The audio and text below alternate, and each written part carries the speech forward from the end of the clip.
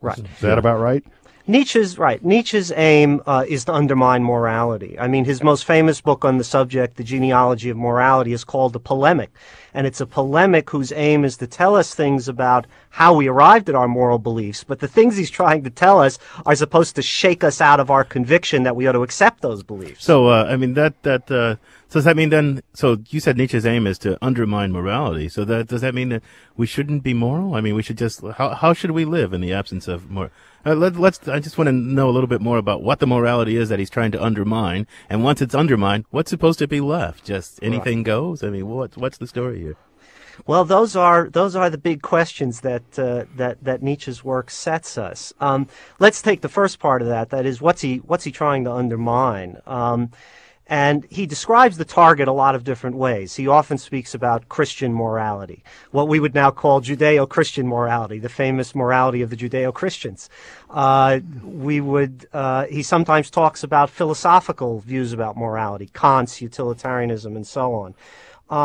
I think we can think of him as aiming at a set of moral views that he captures with this idea of the ascetic ideal. That is, an ascetic morality, a morality that, in his view, condemns suffering, thinks that suffering must be alleviated, that condemns selfishness and self-interestedness, that's hostile to inequality. It's basically an egalitarian morality that's hostile to instinctual gratification, sexual gratification being paramount among that. So he thinks if you believe in equality, if you think suffering is bad and you should have sympathy for all beings and try to alleviate their suffering, you're somehow making some terrible mistake. Is that how I should understand what you're saying? Well, I'm not sure we would think, we ought to say that he thinks you're making a mistake, because that would assume, and this goes back to the earlier question raised about whether he's a moral skeptic. He is a kind of moral skeptic in the sense that I think he doesn't think any of these moral judgments are objectively true or false. And I think he thinks that about his own moral judgments as well, something we can come back to if the conversation leads us there. Okay. Let me ask this question, Brian. There is I don't know whether it's a popular picture of Nietzsche where this whole idea of a Superman is very important.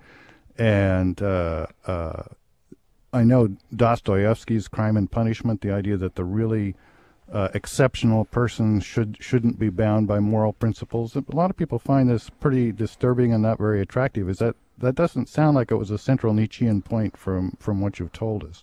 Yeah, not in the form in which it's become popularized. I mean, it's one of the unfortunate things about the popular reception of Nietzsche that everybody immediately associates him with the Übermensch, the Superman, or the Overman.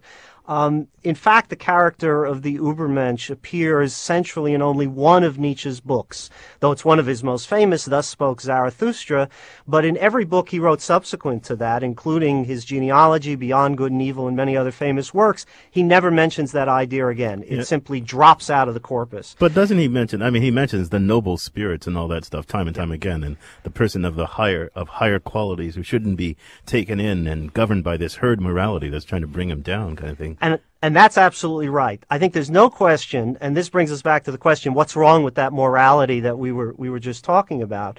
What I take it Nietzsche thinks is wrong with that morality is that kind of morality is incompatible with a certain kind of human flourishing that would be available to the highest types of human beings, as he calls them. But the highest types of human beings aren't Nietzsche's Superman. In fact, if you look at Nietzsche's corpus, his favorite example, again and again and again, is the great German writer Goethe. His second favorite example is Nietzsche. Yeah. Well, it sounds like when we started the show with this theme from 2001, that's really was maybe a little misleading. It was Thus Spake Zarathustra. But maybe that's not as central as we thought. We'll come back to this. But first, I think we're going to take a break. Yeah, we're going to take a little break. We'd like you to join us. You can give us a call at 415-841-4134. That's 415-841-4134. Or you can go to our website, www.philosophytalk.org. Click on the comments link up at the right-hand corner there, and we'll read your question on the air. This is Philosophy Talk. We'll be right back.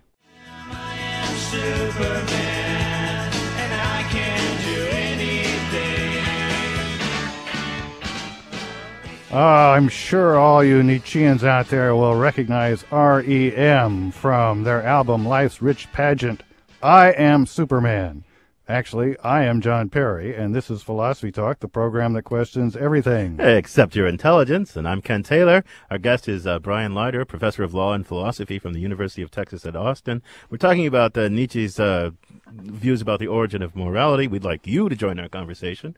Give us a call at 415-841-4134. That's 415-841-4134. Or go to our website, www.philosophytalk.org, and send us a comment via email.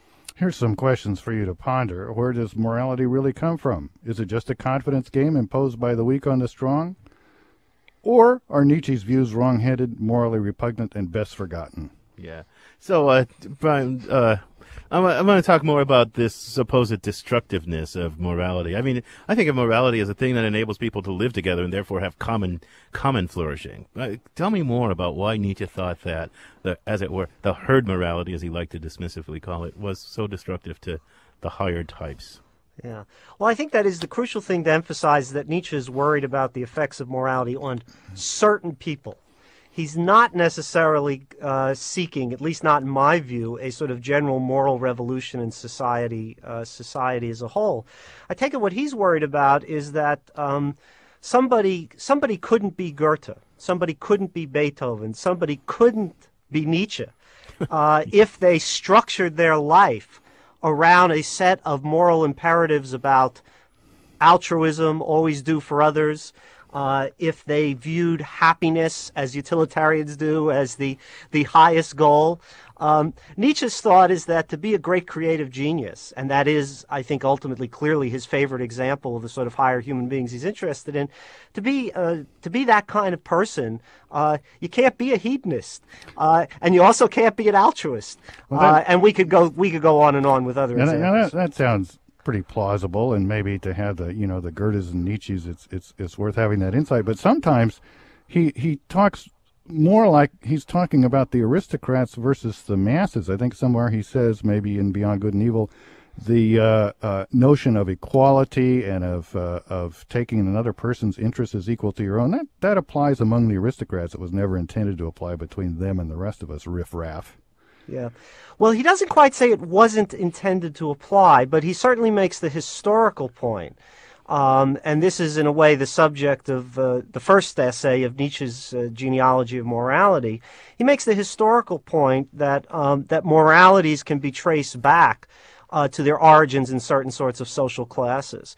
So that what he calls master morality really did trace, he thinks, to the ruling classes in the case of the genealogy, the Roman Empire. Yeah. Though he's concerned with the periods before that as well. So it's more of a genealogical point than his advocacy that the aristocrats should still behave that way. No, I don't think it's just a genealogical point. But, I'm going to let some callers in here. We've got... Now, are these aristocrats or riffraff? We'll see. Bishara in Berkeley. Did I get that right, Bishara? Yeah, you got it right. Thank you for allowing me to come on board. This is interesting because this is exactly what I wanted to ask. I'm writing a small article, and I wanted to ask, what is the relationship between self and, if you want to say, community, meaning self and the rest of humanity? Do you mean? Does one? Yeah, I mean, morally speaking. Do you mean for Nietzsche, or just do you want the one true answer to that? In general, I know that I came into the program and you guys are discussing Nietzsche, but I think somebody must have some sort of opinion, at least from the collective reading. When does self take precedence? When does community take precedence? And also, based on the issue that you guys were talking about in terms of the class. Okay, thanks, Bishara. Brian, Bishara raises, I think, an interesting question. I've actually always wondered about this in Nietzsche. I mean, what view can he have about how these aristocrats, how these noble spirits are supposed to fit in with the rest of us? I mean, what's the theory of community, of communal life in Nietzsche? Well, I'll tell you what my view about this is, that Nietzsche doesn't have one. That Nietzsche, the best way to think about Nietzsche is what you might call an esoteric moralist. He's got a certain message that he wants certain people to get, and he wants to affect the transformation of their consciousness, how they think about morality. But his aim is not, as it were, a general transformation of society as a whole. Now, this, of course, runs against certain people who want to treat Nietzsche as having a radically inegalitarian political philosophy. It seems to me that reads way too much into relatively little that Nietzsche says on these topics. He's just not interested in the community as a whole, and that, as it were, is a fact about him. That's strange. We have callers from all over the country here, actually. Robert in Detroit, Michigan is on the line. Robert, well, welcome to Philosophy Talk, Robert. Good morning. Good afternoon, Ken. I think in discussing Nietzsche, it's always important to keep in mind what Sartre said. He's no philosopher. He was trained as a philologist. And I want to know why Professor Leiter doesn't think he's committing a genetic fallacy the way he criticizes Judeo-Christian morality. I mean, someone could accept the psychological account, say, yeah, there's a little bit of resentment there at the core, but, I mean, this doesn't invalidate any of those systems.